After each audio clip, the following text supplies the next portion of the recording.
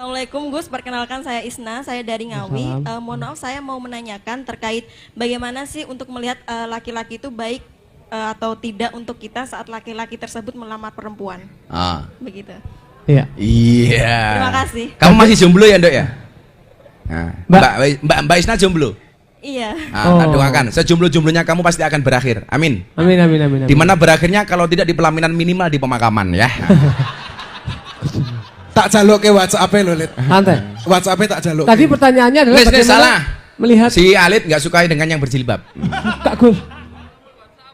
Oke, Mbak Isna. Mbak Isna. Isna itu artinya apa ya? Itu Isna ini bukan dua, anak nomor 2 ya. Isna. Kalau Asna pakai sa itu artinya terpuji. Kalau Isna ini itu kedua biasanya. Isna. Isna. Kalau Indonesia namanya Dwi. Dwi. Jadi begini, baik laki-laki mau perempuan itu ternyata kategori menurut Rasulullah itu adalah ada 4. Tungkihul mar'ah li arba'in. Sebenarnya ini untuk laki-laki hadis cara memilih pasangan. Tapi juga sama saja dibolak-balik. Yang pertama, li jamalia, karena kecantikan atau ketampanannya. Boleh. Jadi kalau kita lihat cantik atau tampan boleh-boleh saja. Tapi ingat, orang cinta karena fisik itu nggak akan abadi.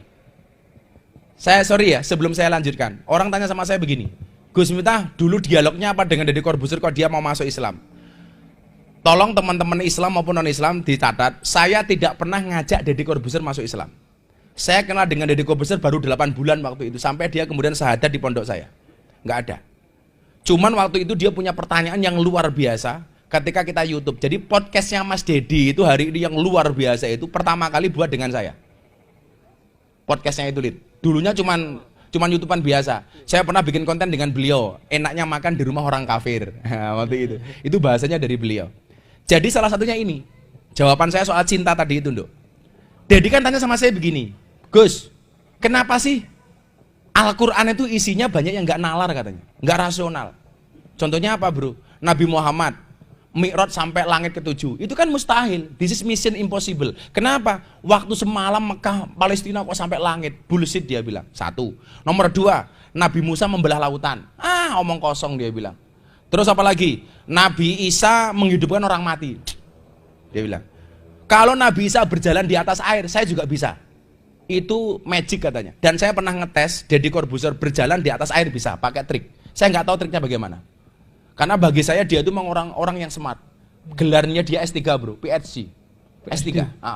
Kalau saya alhamdulillah S1 ijazah nggak tak ambil. Aku isin bro kuliah 4 tahun gelarnya SAG. Sarjana agak gimana gitu. Ngono aku malu. Tapi alhamdulillah sekarang ada 3 perguruan tinggi yang tertarik dengan kajian saya di klub malam dan di lokalisasi saya mau beri gelar Doktor Honoris Causa. 2 perguruan tinggi di Indonesia dan 1 perguruan tinggi di Jepang. Jadi mau menganugerahkan ke saya Doktor Honoris Causa. Jadi Doktor Honoris Causa, Doktor Honore Kaos, gitu kan. Waktu itu dia tanya, kenapa ajaran agama itu tidak rasional? Saya jawab, bro, sebelum saya jawab, saya bilang, sekarang saya mau tanya sama kamu, cinta itu yang benar dari mata turun ke hati atau dari hati naik ke mata? Deddy bilang dengan PD-nya, ini anak kecil juga tahu, apa? Cinta itu dari mata turun ke hati. Saya bilang, this is the big wrong. Loh, kenapa salah?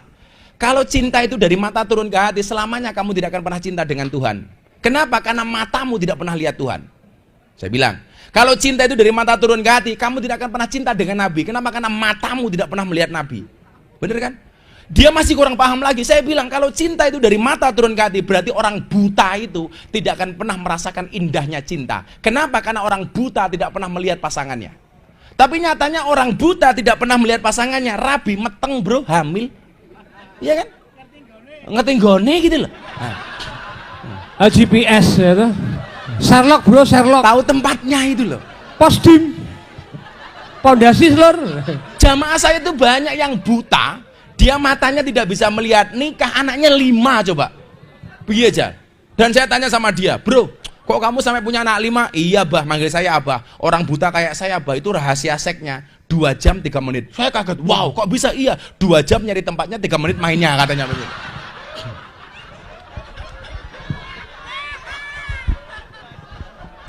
Masuk deh. Posdim. Sherlock.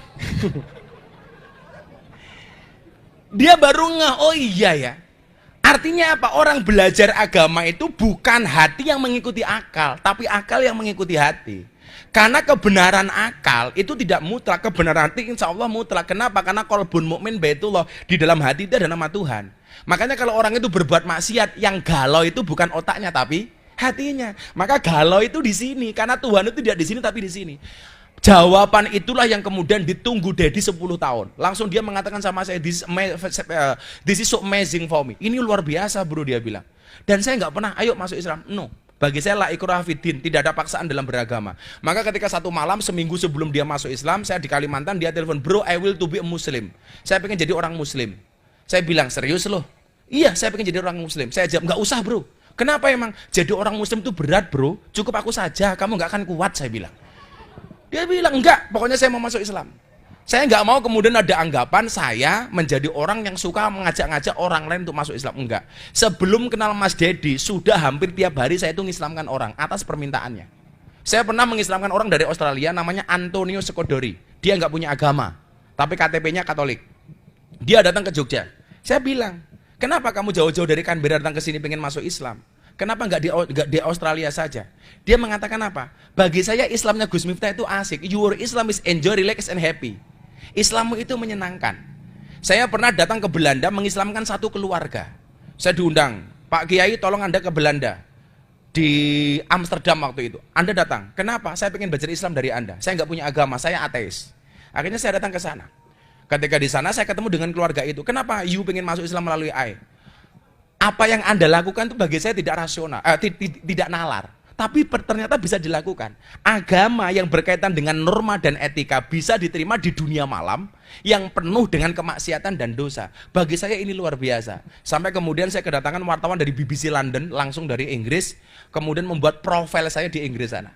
Mereka mengatakan apa? Islam yang dulunya saya anggap keras dan menakutkan, ternyata menyenangkan dan menyejukkan. Gara-gara melihat saya solawatan di Bose Cafe Bali itu. Saya solawatan di hadapan 500 mbak-mbak LC. Dengan pakaian seksi. Sebenarnya sih tidak seksi, cuman salah kostum. Karena mbaknya tingginya 170, pakaiannya hanya 120. Jadi wow itu. Jadi pengajian di klub malam itu pengajian paling menyenangkan sedunia. Kenapa ngajinya berpahala, matanya bervitamin? Iya.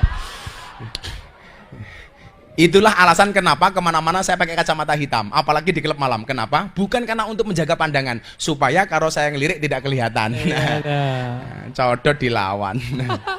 Kayak saya ditanya, Gus Miftah kalau ngaji di klub malam lihat yang seksi pengen apa enggak sih? Yo pengen, saya bilang gitu. Aku normal aja. Terus gimana? Yo ngempet. Nah, mosok kiai ngacengan aku yang ngono, bro. Jadi pandangan cantik atau tampan, Mbak, itu bisa menipu. Tapi itu salah satu tolak ukuran. Li jamalia, ketampanan atau kecakapannya atau kecantikannya. Boleh, nggak ada masalah. Tapi ingat, cantiknya wajahmu hanya akan membuat laki-laki menatap, tapi cantiknya akhlakmu akan membuat laki-laki menetap. Iya. Apa? Yang kedua, 5 liha. Karena hartanya. Boleh, Dok. Wah, kayak naiknya apa sih gitu loh. Wah, naiknya BMW. Bebek merah warnanya. Ya, boleh-boleh saja gitu loh. Itu pakai apa sih? Boleh. Tapi ingat, harta juga akan habis. Kemudian apa? Liha sabiha. Karena keturunannya. Hasabnya. Boleh. Kayak anaknya sopo sih gitu loh. Boleh. Kemudian yang keempat, walidinia, karena agamanya. Oh, kayak sekiranya pantas nggak sih jadi imamku? Ingat, ketika kamu menerima pinangan seorang laki-laki, maka laki-laki begitu mengucapkan qabil tuh, dia akan menjadi seorang suami. Dan ketika kamu menerima qabil itu kamu menjadi seorang istri. Apa itu suami? Suami, surga untuk anak maupun istri. Oh, apa itu istri? Istana tempat ridho ilahi. Makanya kalau ada cowok seneng sama kamu, Dok, siapa tadi namanya? Si Isna, katakan sama cowokmu, Mas, kalau kamu seneng sama aku, pilihannya 2 di antara 1. 1 di antara 2. Apa? Halalkan atau tinggalkan. Oh, ngono gue malah nyoh. Ya. Nah, kalau kamu senang sama aku, lakukan 1 di antara 2. Halalkan atau tinggalkan. Ngono. Cewek cantik itu tidak luluh dengan I love you, tapi dengan qabil tuh. Iya. Maka kemudian standarnya apa? Fatfar bidadidin taribat yadaka. Ketampanan, kecantikan akan sirna. Harta akan habis. Hasab bukan jaminan.